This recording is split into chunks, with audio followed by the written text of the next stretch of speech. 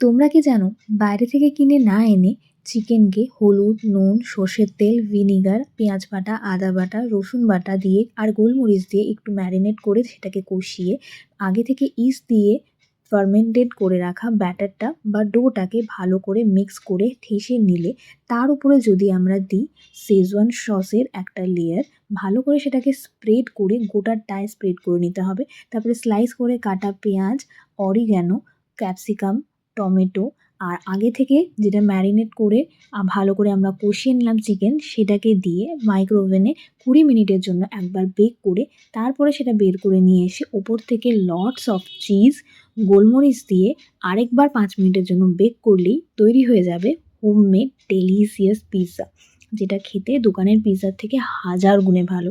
বাড়িতে একবার ট্রাই করে আমাকে জানিও এই রেসিপিটা কেমন। আর দইয়ের রেসিপি চাইলে কমেন্ট করো, অন্য কোনো ভিডিওতে তোমাদেরকে বলে দেবো। টাটা।